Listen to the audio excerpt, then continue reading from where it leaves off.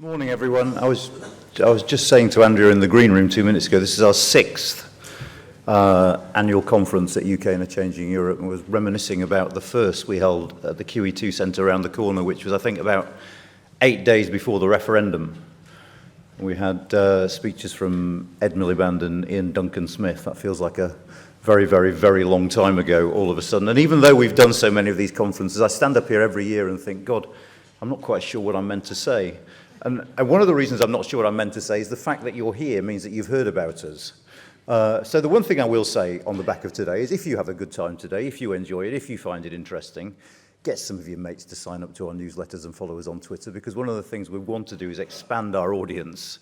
So, you know, if at the end of the day, after all the free food and all the free coffee, you think, oh, we like that lot, that's what I ask of you. Share the information about us with a few people who haven't heard about us already.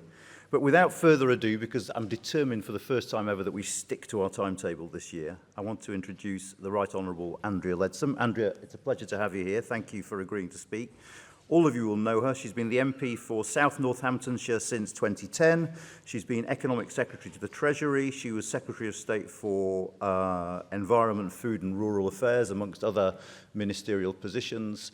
And we're delighted that she can kick off this sixth annual conference to us with the first of our two keynotes today. Andrea, over to you.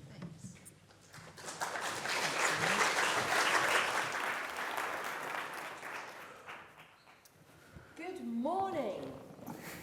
Not to beat about the bush, I think the United Kingdom is the best country on earth. From being home to the mother of all parliaments, to our values of tolerance, generosity and support for the vulnerable, today the UK punches well above our weight on the global stage. We do have some superb home advantages. We speak the world's international business language. We enjoy a shining example of an impartial justice system. We are home to the greatest financial services sector on the planet. We host 3 of the world's top 10 universities. And we are a proud member of a Commonwealth of 54 sovereign nations, as well as being one of the Five Eyes intelligence group, a key member of NATO, and having a seat on the permanent UN Security Council. Not bad for a small or medium country, as so many like to call us. In the years leading up to the referendum on EU membership in 2016, there were 2 totally legitimate but alternative paths for the UK to choose in its approach to international relations and our future on the world stage. One was as a core member of a reformed EU, focused on strong unity in key global issues, but with a much greater respect for national sovereignty when it came to the well-being and direction of a nation's citizens. The other path was for a future outside of the EU, focused on both existing friendships and new relationships across the world, but where the buck would stop with our own nationally elected government. Well, it became increasingly clear during 2016 that despite a valiant attempt at pitching EU reform by Prime Minister David Cameron, that an ideal relationship with the European Union was not going to be achievable. The EU wanted ever closer union, something that the UK had resisted throughout our 43 years of membership. And it was this realisation that pushed me, many other parliamentarians and millions across the country towards advocating for a new path outside the EU, retaining a close and cooperative friendship with our closest neighbours. Now, they say a week in politics is a long time. Well, many of the now 363 weeks since our country voted to leave have felt like a lifetime. To begin with, weeks were filled with the question of when will Brexit happen? Then weeks of why have we got such a rubbish deal? And now, more recently, countless weeks of what on earth was the point in the first place? Well, it won't surprise you to know that I've never shared that pessimism. From campaigning for the UK to leave the EU, to serving in government during times of huge political division about how Brexit would happen, to helping shape the journey towards the Brexit legacy, I have always believed the UK has a new opportunity to be a global force for good. And I'm going to explain that it's not just good for the UK, it's also good for the EU. I want to explore the challenging reality that the world is fundamentally changing, and that recent global shocks and the underlying concerns of climate change and mass migration will have lasting consequences that we must all work together to address. But first, has Brexit been good for the UK?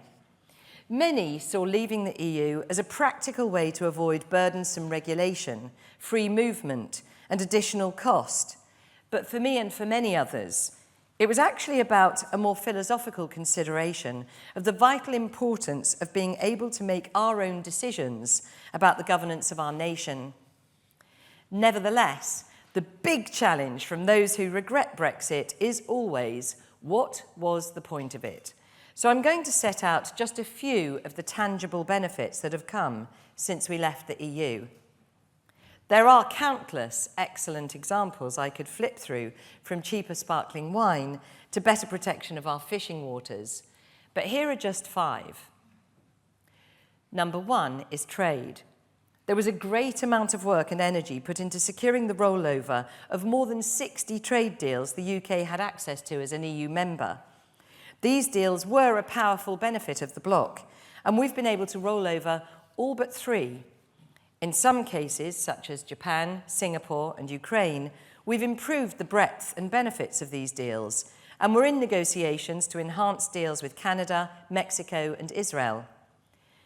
And since we're no longer committed to future billions in contributions to EU budgets, these improved free trade deals come without the significant cost of EU membership. And we haven't just maintained and improved the deals we were part of before, we've now able to pursue entirely new ones, including trade deals recently signed with Australia and New Zealand, 2 economically and culturally important partners. And a big win is the Comprehensive and Progressive Agreement for Trans-Pacific Partnership, the CPTPP, which we formally joined at the end of March. This deal means that 99% of UK goods exported in the CPTPP, that includes a population of more than 500 million people, will now be tariff-free. We will have powerful access to the Indo-Pacific region, where 60% of the world's population lives, and where more than 50% of global economic growth is expected to come from in the coming decades. Being the first European nation to join this £11 trillion trading bloc is a direct benefit of leaving the EU and demonstrates how the agility of being a single sovereign nation allows us to tap into dynamic and expanding markets earlier and faster. And all the hard work we've done on trade means that we have risen up the trade barrier index from 8th place as a member of the EU to now 4th place. The second major benefit is our international soft power. Many said that leaving the EU would change this, that we would slide into irrelevance on the international stage. Well, that doomsday scenario has simply not happened. The UK has, in fact, risen in the global ranks of soft power and is now second only to the United States. Soft power is a crucial tool for any modern liberal democracy. It's the ability to influence and persuade rather than coerce through military or economic strength. To be the highest ranked European state and second globally after leaving a large trading bloc is no mean feat, and shows that progressive British influence globally is on the rise, not the decline. Our influence, and specifically our leadership, has been powerfully displayed during the war in Ukraine. From day one of the conflict, we've not only shown our own unwavering commitment to Ukraine's defence of its lands, but we've also influenced allies around the world to demonstrate their own commitment to peace in Europe. As the second largest aid provider to the nation and the largest in Europe, we've shown membership of the EU is not a prerequisite to standing up for the sovereignty of the nation state, for peace and for freedom in Europe. Third in my beauty parade is the power of levelling up. It's true that much positive work was done in the EU to provide grants and subsidies to underfunded projects and areas. But the variety of schemes the lack of integration they had with national programmes, and the huge number of bidders made it inefficient, so great project proposals in the UK very often lost out. Additionally, EU rules meant we weren't always free to pursue the most logical or beneficial national subsidies and funding, stunting our own ability to unlock potential across the country. Our independent policy of levelling up much better serves the British people, no longer paying into EU schemes in perpetuity, and without legislative restrictions, we have far more freedom now in how we design our local and national subsidies. The 4.8 billion Levelling Up Fund and the 2.6 billion UK Shared Prosperity Fund simplify our grants and subsidies policy and will deliver real, meaningful development in a way that just wasn't possible within the EU. From the 10 free ports to trade and investment hubs, to theatres, science and engineering hubs. Levelling up in a sovereign Britain will be truly transformative. Fourth, leaving the EU has allowed us to go further and faster on environmental protections and animal welfare standards, and even on food labelling. Our world-leading Environment Act creates a powerful new framework for environmental protection, with independent powers to ensure the government keeps pledges made under the framework, as well as with clear targets for environmental improvement. The reduction of VAT on green energy, such as solar panels and heat pumps, would not have been possible under the EU.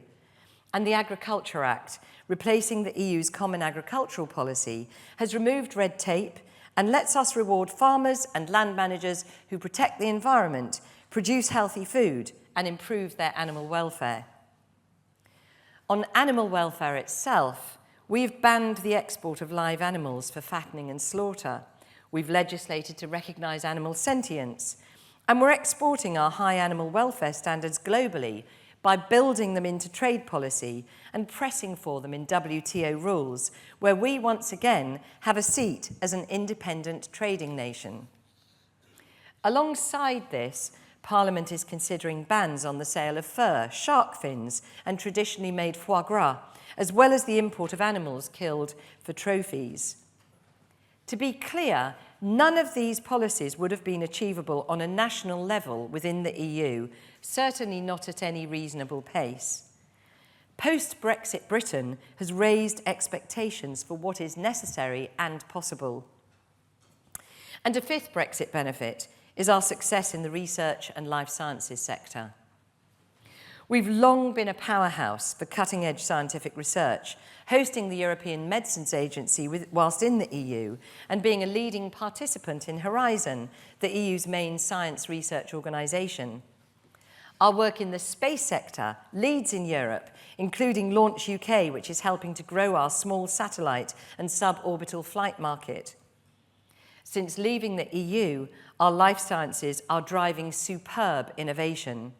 The development of COVID vaccines in the UK was world-leading, and the AstraZeneca vaccine has and will continue to protect millions of lives. Alongside developing the vaccine, it was the rigour and pace of our vaccine authorisation through our newly formed British Medicines and Healthcare Products Regulatory Agency, which allowed us to safely vaccinate our population more rapidly than most neighbouring countries. This speed of deployment would not have been possible inside the EU. But I want to turn now to how our departure from the European Union has been good for the bloc itself. It is important to recognise that some consider there are few benefits to the EU of Brexit. We were a big part of the European project, and our seat at the table, as well as our financial contribution, is missed by many.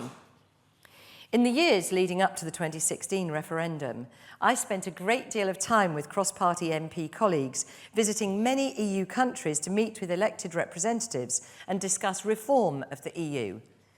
It may surprise you to know that there was a desire from EU colleagues to see reform, from removing the monthly trip to Strasbourg with all its associated costs, to developing a more bespoke farm subsidies system, to introducing a pause on free movement. But ultimately, what was clear from our trips is that the EU's goal is ever closer union. It has been on this path for decades, from demands from some for a single tax system and a European army, to the highly valued shared currency and free movement. So it was always the UK at meetings of the EU Commission and EU Parliament that would be pushing against that ever closer union. Now that we've left, the EU is free to pursue tighter integration without our reluctance. To be clear, if ever closer union is the will of member states, then the UK will always celebrate and endorse those endeavours. The UK will always be an avid supporter of the EU, with its vital values of cooperation, democracy and freedom. The EU may have lost a difficult housemate, but it has certainly gained a friendly neighbour. And I have myself, as a passionate Brexiteer, been fortunate to play a tiny part in building the new relationship between the EU and the UK in a post-Brexit world. The trade agreement between us established a parliamentary partnership assembly designed to make recommendations for future trade and cooperation between the EU and the UK. It's made up of half British MPs and peers and half members of the European Parliament. Being a member of the PPA has been a real pleasure, working alongside EU colleagues to navigate our future as separate but mutually important entities. And while there have been challenging periods in our relationship over the past few years, it is also littered, for those who want to see them, with positive moments. For example, the UK providing settled status to EU citizens living in the UK. Trade between the EU and the UK showing positive trends. And of course, the Windsor Framework finally agreeing a workable solution to an incredibly complex situation that needed real dedication from both sides. The separation between us and the EU was painful, but I'm more confident than ever before that the way forward looks bright for a changing UK in a changing Europe. So turning now to the bigger picture, and in an ever more connected world, any consideration of change must look at how the UK and Europe are influencing and are being impacted by global change. From the immense complexity of international supply chains for goods, to the availability of news around the world 24/7, to each of us being only 6 or fewer social connections from any other human alive today, our world is far smaller than it used to be.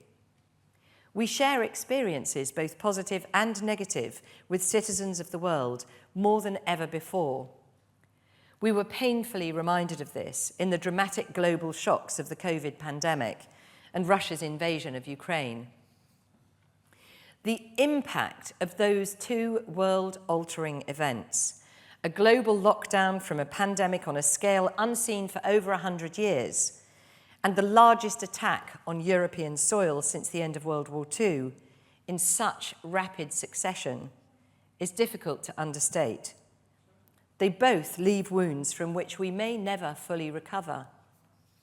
Starting with the pandemic, COVID-19 has had a tremendous impact on trust. It has impacted our trust in biosecurity, where the fear of another pandemic-like event sits much higher in our individual and collective worries. It has impacted our trust in leaders' decision-making processes and in their word. The diversity in how different countries approach lockdowns, vaccinations, and recovery will continue to be a topic for academic and public discourse for years to come. Were the decisions on which countries were safe and unsafe the right ones? Was closing schools the right thing to do? Was policy agile enough? It has impacted some people's trust in science and in the establishment, with a dramatic growth in popularity of misinformation and conspiracy theories around vaccination and restrictions of liberty.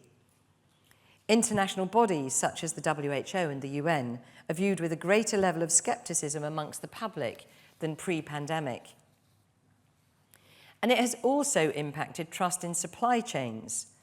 Most of us had an understanding that supply chains were complicated, but few grasped the true scale of complexity, taking for granted that loo rolls and baking flour would be on the shelves when we wanted them. COVID laid bare how the interconnected system was complicated and powerful, yet surprisingly fragile. We saw how when a worker in China cannot go to work due to draconian local lockdowns, a computer chip's shortage prevents production of nearly every electronic device. We saw how connected the food on our shelves is to the fields that they're grown in. And we saw prices rise with the dramatic increase in shipping costs as the world scrambled to get back into gear once lockdowns relaxed. I imagine many thought these difficulties would resolve rapidly after the pandemic, but we've seen that many of the structures from 3 years ago have still not recovered. Bottlenecks, shortages, and rampant inflation continue to hurt us. Now, the impacts of COVID were, of course, unintentional, a consequence of protecting people's health. But war in Ukraine also impacted supply chains, but in a different way. From day one, Putin weaponized globalization, restricting Europe's access to Russia's oil and gas and preventing Ukraine from exporting vital foodstuffs. This exposed the damaging reality of global supply chains when in the hands of bad actors. It's led to a fundamental rethink of our relationship with energy supplies. Now, energy sovereignty is paramount. The 180-degree turn from Russian energy sources towards using reserves, finding alternate suppliers, even cancelling the Nord Stream project, happened at a pace never seen before. And as countries now rightly focus on developing low-carbon energy sources at home, it's unlikely to happen again. A recent debate in Parliament, however, questioned whether we should have interconnectors linking our grid with that of Europe. Now, I would offer caution here. We cannot let the harsh lessons from Russia make us lose sight of who our true allies are and the importance of continued collaboration with them.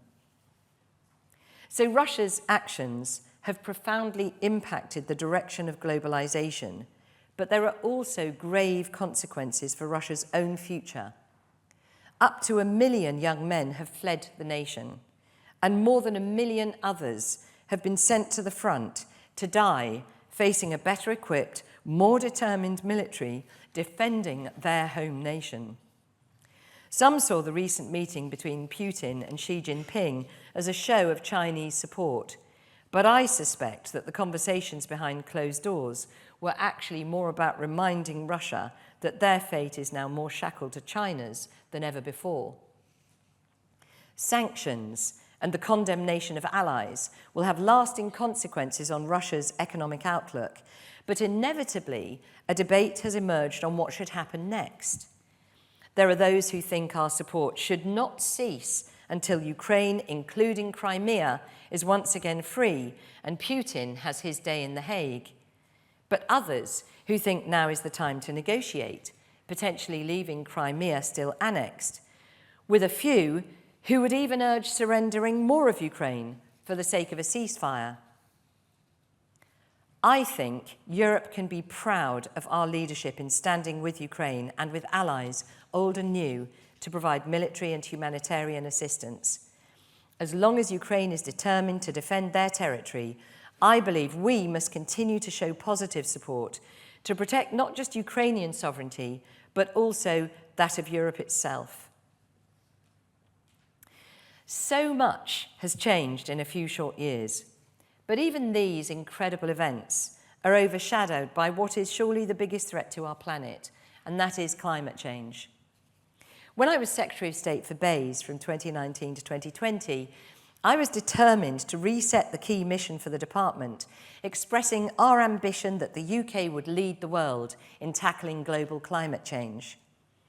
It's essential for our planet, but in my opinion, it's also how the UK will make our way in the world in decades to come, with green jobs right across our country and exports right around the world.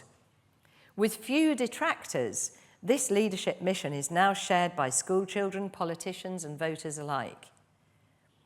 Now, you wouldn't think it to see some of the antics of eco-protesters, but the UK is already a world leader. We have reduced our CO2 emissions faster than any other major developed country since 1990, while tripling our GDP over the same period. Remarkable for such a population-dense, energy-intensive nation. As Energy Minister back in 2016, we announced that we would take coal off the grid by 2025, a declaration which at the time was met by huge scepticism and a sharp intake of breath. Yet, already, coal accounts for less than 5% of electricity production, down from 67% in 1990. We've shown without a doubt that with clear political direction, decarbonisation is possible whilst improving our standards of living. UK businesses have been far more agile than we expected, and I'm sure this will continue as we decarbonise transport, housing, heavy industry and manufacturing. Now, as a banker myself by profession, I've always seen the financial sector as the jewel in our economic crown. But I now believe that the green sector could become our greatest asset as we navigate a post-Brexit world. There are already more than 300,000 jobs in UK green industries, and this could rise to over 2 million by 2030 and become truly transformative. But while the potential of the green economy is a positive game changer, on the other hand, we are already seeing the devastation of climate change. From brutal wildfires in Australia and California, to floods in India and Pakistan, and rising sea levels threatening to put nations like Vanuatu underwater, our climate and weather patterns are becoming more erratic and more extreme. And as natural disasters become more frequent, with droughts longer and floods larger, great swathes of our planet will be increasingly inhospitable to humans. Without the essentials of food and clean water, and with few economic prospects, millions who were already facing persecution under autocratic regimes are leaving their homes in search of safety and better life chances. And the numbers doing so will only rise as our climate changes. So addressing the global challenge of mass migration will need governments across the world to work closely together.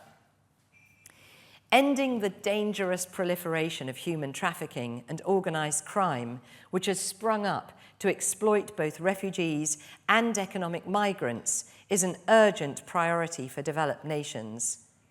Cooperation on returns policies and on catching and stopping the people smugglers is urgent. The UK and the EU must collaborate more closely on this burning problem. So, to conclude, right now, many see a gloomy outlook for the world. But as an optimist myself, I find myself heartily agreeing with Winston Churchill when he said, a long time ago, there is no limit to the ingenuity of man if it is properly and vigorously applied under conditions of peace and justice. Humanity has much to be proud of. Absolute poverty is falling, infant mortality and deaths from disease are declining, and innovation in green technology, artificial intelligence, medicine, and even space exploration is paving the way to us living longer, healthier lives. The commitment of nations globally in declarations at COPs and other events are starting to bear fruit, not just empty words for political gain, but translating into tangible action and results.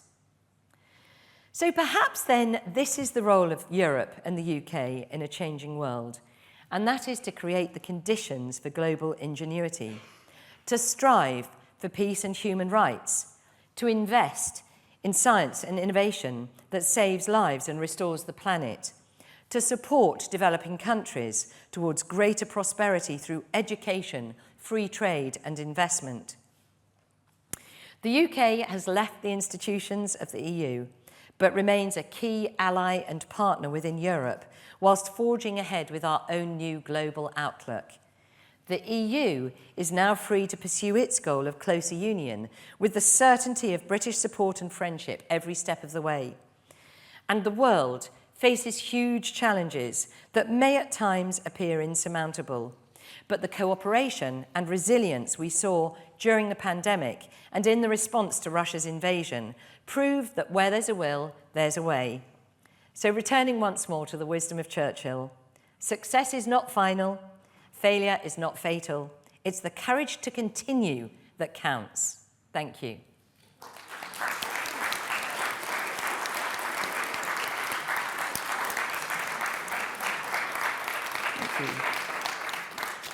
Andrea, thank you so much. You covered an awful lot of ground there. Before, I'm going to kick off with a couple of questions, just to say what I forgot to say at the start, which is, for those of you with smartphones, if you scan that QR code, you're taken to a page that allows you to pose questions. And we're going to use that Slido app throughout the day for panels and keynotes, partly because we just think it's a bit more efficient than sending a mic around the room. So if you have got questions, do put them on there. And the second thing is, you can vote for the question that you want the chair of that panel to pose. So what happens on our screen is the questions that get the most votes rise to the top of the screen. Third thing I should say is, throughout the course of today, all of us are going to hear things that we disagree with. And I understand that some people use Slido as a form of therapy to basically say, you know, oh my God, this is dreadful. But no one's going to ask that question of the speaker. So if you can think before you write and actually put down questions that you think have a reasonable chance of actually being posed, that would be very, very helpful indeed. I was very, very struck by what you said about COVID. And given the slightly inauspicious start to the COVID inquiry, are you confident that we will find the answers to some of those questions that you were posing there? Definitely. I mean, it's inevitably there's going to be toing and froing for many years to come, and there will no doubt be PhDs written on the subject of how to manage a pandemic. I mean, what I found really shocking to begin with was that in February 2020, I had just been out of Cabinet for a month, and in all my time in Cabinet, never once had the question of pandemic preparedness been raised at Cabinet, which I find quite shocking personally, and it is now, I think, well understood that whilst there were preparations going on, they never came to the attention of Cabinet in the few years preceding. So yeah, I think there's a lot of questions legitimately to be asked, but I think perhaps the bigger thing I would point to is the damage it's done to the trust of populations in their governments. You know, I think we can all sort of say, well, Sweden did it better, or why weren't we like China? Why did we unlock so quickly? People will have different views, often depending on their own view of risk, personal risk, and their willingness to sort of take their chances, or whether they want to see everybody locked down and kept safe. And that, I think, is something that is very personal to people, so it will continue to bother people for years to come. But at the risk of sounding appallingly flippant, do you think taking your own inquiry to court is a way of restoring trust? Okay, so that's a very political question. No, I don't think so at all. I think there's a fundamental problem here, which is that what we're seeing with 24/7 news and massive transparency, huge leaks, the advent of WhatsApp, etc., what we're seeing now is the difficulty of government being able to have confidential discussions with civil servants and other advisors, medical experts, etc., without risking that all being in the public domain. And what that does is that harms the ability to speak openly to those you're trying to get advice from. So I think that the principle behind saying, no, you cannot provide all of these WhatsApps, the principle behind it is a very sound one. Obviously, for many people, they muddle the principle of you've got to be able to govern, so you've got to be able to talk frankly behind closed doors with, well, I want to know what he said in those WhatsApps. So those are two conflicting views. Absolutely. In my opinion, being able to talk openly with your advisors and disagree with them is absolutely crucial. So I'm of the view that we need to keep those barriers in place. Okay, and I mean, there's quite a lot of questions about what you said about Brexit, and if I could just sort of start off on... Oh, you surprised me. Yes. I mean, I don't think anything you said was inconsistent with the belief that Brexit might lead to short to medium term economic damage. That's to say you didn't address that question. And so I suppose the first one is, do you accept the fact that leaving the single market in the customs union is going to have negative economic consequences for the UK? In the short term, absolutely. But what I would really like to say about this is that I think For many in the debate about leaving the EU, both on the leave side and on the remain side, there was a sense that once we decided to leave, that would be it. Everything would be changed. We'd be in a new world straight away. And the reality for many who decided, I'd rather leave, but I'm going to vote remain, it was because they had the foresight to see this is going to be a journey. It could take some time to create that separation in a way that works for all of us. And therefore, I don't want to go through that upheaval. So it wasn't that it was an overnight flipping of a switch. It was always going to be a journey. And of course, when you change things overnight, there are short-term changes that are, in fact, where economic changes are concerned, immediately damaging. In other areas, immediately beneficial. But the journey that we've been on, what I was trying to say today is that 7 years on, I do believe we've turned a corner. And the reason I gave the example of the Parliamentary Partnership Assembly is because, actually, just to expand on that slightly, at the first meeting we had, which was just over a year ago, there was a real sense from Maros Sefcovic of, well, you made this decision, you suck it up, you know, whatever happens, it's your fault. That was the real subtext. But then when we re-met in the UK in December, from Maros Sefcovic to Nathalie Loiseau, who co-chairs it with the UK side, to all of the MEPs in the room, everybody was talking a new language of collaboration, cooperation, let's make this work, we need to move forward together. So it's a journey. Yes, there have been short-term hits, and I absolutely accept that, but it was always going to be a journey. But isn't there a bit of a problem? I mean, you were talking about trust before and popular trust. No one in that campaign said, if you vote for it to leave, there will be... You know, the bus didn't say, vote leave, ban foie gras. It said, vote leave and we will become better off, or we will pay more for the NHS. And isn't there a problem there in the sense that actually no one said, this is going to be hard? And I get it, it's a political campaign, but do you see why even some Leave voters now are feeling disillusioned because they feel this isn't what we were promised? Again, this is very problematic, and I know I'm going to annoy Remainers in the audience. Annoy away. Yeah, thank you. Free speech and all that. Let's annoy you. So, when you're in a referendum, it's not like a general election, okay? When you have a general election, you set out a manifesto, and it might surprise you to know the government of the day then tries very hard to fulfil its manifesto pledges, except if you end up in coalition where you throw it all out the door, which is the strongest argument against transferable vote, by the way. But so you have a manifesto that you seek to maintain. When you're campaigning in a referendum, what you're actually talking about, historically, is a constitutional change, not a manifesto which you then seek to put bills in place to do it immediately. And so that goes to the heart of it, really, is that those on the Leave side were not one alternative government, and those on the Remain side, another alternative government. Although, actually, arguably, because David Cameron was the Prime Minister and was backing Remain, very obviously, you could argue that the Remain side was an alternative government. But Brexit certainly wasn't. It was a disparate group of people who thought that the UK's future would be brighter outside of the EU. And the time frames with which they held that view varied. As I said in my remarks here, some people thought, great, we save money, we stop free movement, it means I get a better job, it means I'm not competing any longer for, you know, my GP or my school or whatever it might be. People thought, great, it's going to happen straight away. And of course, they were wrong.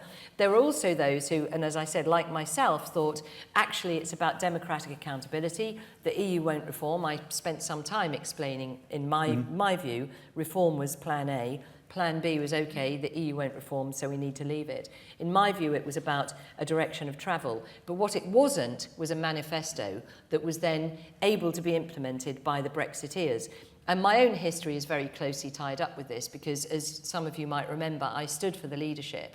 And the reason I stood down was because it was very clear to me that our parliament at the time was a very, very strong Remain parliament.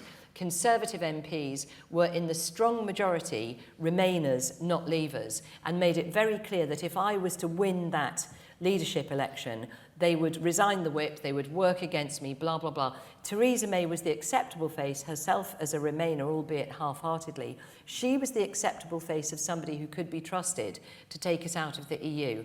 And nobody needs me to recap the history of the problems that ensued. So actually, none of it was foreseeable. I spent a lot of time in the Leave campaign saying no one has a crystal ball, no one can predict what will happen. But nevertheless, I hope that just answers, perhaps not to your satisfaction, but that is my opinion. I'm never satisfied, don't worry. No, it's fine. good, excellent, nor am I. As you said in your speech, you were a prominent member of the Fresh Start group. And Set it up, actually. Prominent will do. And that, you set up the Fresh Start group, and that group had a very clear vision for regulation, how we need to get rid of regulation. Yes. Do you not find yourself now massively frustrated by the fact that we left the European Union, and there was a fairly clear prescription from the Fresh Start group that we've actually left the European Union and become more like France than we were when we were in the European Union? We have a bigger state, we have higher taxes, none of those regulations have gone. I mean, in that sense, hasn't Brexit been a total letdown? No, not at all. No, that I can completely disagree with, because what Brexit was about us being free to choose to be exactly like France if we want. All right. But not to be told by some unaccountable, unelected European Commission president to be like France. So it's the freedom to choose, the freedom to get rid of your government if you don't like them. And for me, you know, we could sit there and go through all of the Fresh Start. We did, it's right, actually. Thank you for remembering. We did a whole load of one-pagers on the future for fisheries, the future for immigration, the future for a European army, the future for our budgets, the future for structural funds, etc., and set out exactly what we thought would be the outcome of leaving the EU, but not tomorrow. And actually, I would also say, on the basis that nothing is foreseeable, nobody could have foreseen for a start, David Cameron said he wouldn't resign. That was unforeseeable. I honestly didn't think he would resign. I was furious. Okay. For me, the whole of the Brexit process, the biggest upset for me was that he promised he would see it through and he didn't. And if he had seen it through, that would have been the optimal solution. Then we had the complete car crash of all of that leadership election, resulting in Theresa May, who, of all the very, very good things she was not capable of leading that change. That, I think, was shown to be the case. Then she was badly advised to have a general election. The country was in turmoil. We ended up in a hung parliament. For me, as leader of the Commons during that 2-year period, it was absolutely unbelievable. I mean, I don't think we even looked like a swan gliding smoothly on the surface. But whatever we were paddling like crazy underneath, hand-to-hand combat, trying to win votes. And so often, as everybody saw, please read my book, I've actually set out in the back the Brexit legislation. It's unbelievable. I look back over it now, I cannot believe the chaos of that 2-year period. And the reason for that was because we had a hung parliament. And the one absolutely point one for any politics student in the room: if you want to do politics, you have to be able to count. If you ain't got the votes, you can't do anything. And that was the fundamental problem in that 2-year period. I mean, there are so many questions I have about that period, but we haven't got that much time. I mean, a question that keeps coming up on the Slido is this. You made a lot out of rolling over EU trade deals. And the question is, well, in the vast majority of cases, we rolled over, meaning we got exactly the same deal we had before. So what was the point? Why is it any better? Well, as I said, you know, we rolled over those deals, which a lot of people on the Remain side said we wouldn't be able to do. So that was important that we did roll them over. In some cases, we've been able to improve them. And in other cases, we're working to improve them. As I also said, we are exporting our own high animal welfare standards into trade deals. We're trying to influence the World Trade Organization to introducing those as standard. We have a seat at the WTO. We've been able to write trade agreements with Australia and New Zealand. And really importantly, come on, the CPTPP, that isn't just an opportunity to participate with tariff-free trade in the world's biggest, fastest growing market, but actually it's also the opportunity to contribute to the rules of trade for the decades to come against the fast rising Asian tiger markets. You know, we've got to wake up and see that that's where the future lies. For me, one of the interesting statistics around the EU is that when we joined it, we were one of 12 members of the EU that had 26% of global trade. By the time we left, we were one of 28 members, and it had 12% and falling of global trade. Where's that being replaced by? The East. And that's where we need to turn our eyes. And of course, the Commonwealth. You know, where are all of the precious things that we need to be able to deliver high-tech, artificial intelligence, science and technology for the future. A lot of that's held in the Commonwealth, people with whom we've got great historic and cultural ties. And on that specific point, we are just about out of time, I'm afraid.